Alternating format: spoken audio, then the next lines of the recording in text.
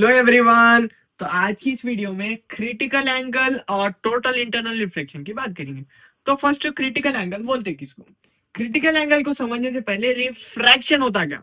Refraction बोले तो bending of light. यहाँ से लाइट सीधा जा रही, यहाँ जाके बेंड हो जाएगी। Bending of light is called refraction बोलते। तो अब देखेंगे क्रिटिकल एंगल बोलते किसको। व्हेन अ लाइट रे, जब कोई एक लाइट रे एक मीडियम से दूसरे मीडियम तक ट्रैवल करेंगी। समझो, डेंसर मीडियम किसको बोलते हैं? जहां पर पानी रहता। रेयर मीडियम किसको बोलते हैं? जहां हवा रहती। जब पानी में से और हवा के मीडियम को भेजे, मतलब डेंसर मीडियम से रेयर मीडियम में भेज रही लाइट।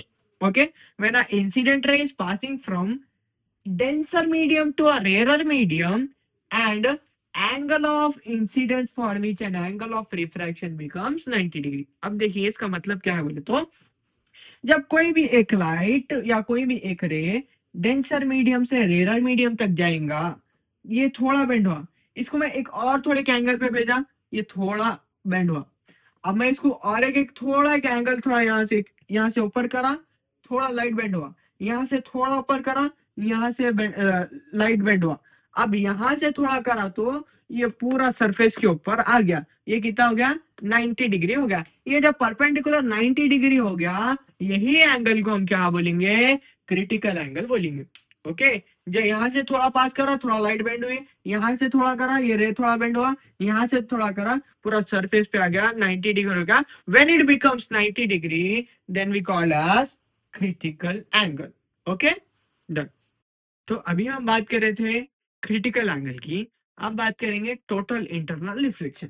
अब समझिए एक डेंसर मीडियम है। अब डेंसर मीडियम यहाँ पर एक इंसिडेंट रे है। ये इंसिडेंट रे क्रिटिकल एंगल से जब बड़ा रहेगा, अभी अब क्रिटिकल एंगल में देखे थे, क्रिटिकल एंगल में क्या देखे थे? थोड़ा थोड़ा बेंड हुआ तो, अगर 90 डिग्री हुआ तो पूरा बेंड हुआ था, एक सरफेस तक आ जाता। अगर 90 डिग्री से अगर वो बड़ा रहेगा तो वो सेम मीडियम में रिफ्लेक्टेड होगा। ओके, तो क्या बोल रहे हैं? व्हेन अ लाइट रे is passing from denser medium, when a light is passed to a rarer medium, an angle of incidence is greater than angle of critical angle। मतलब जब इंसिडेंट रे हम भेज रहे हैं तो ये किससे किससे बड़ा रहेगा?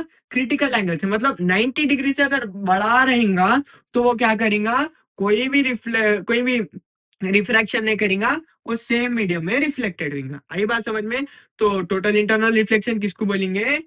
ये जो इंसिडेंट रे है ये 90 डिग्री से बड़ा रहना, क्रिटिकल एंगल से बड़ा रहना। तो ये क्या होता है? जब ये थोड़ा बड़ा रहेगा तो ये सेम मीडियम में रिफ्लेक्टेड होता और ऊपर वही रिफ्रैक्शन पे नहीं जाता। उसको क्या बोल रहे हैं?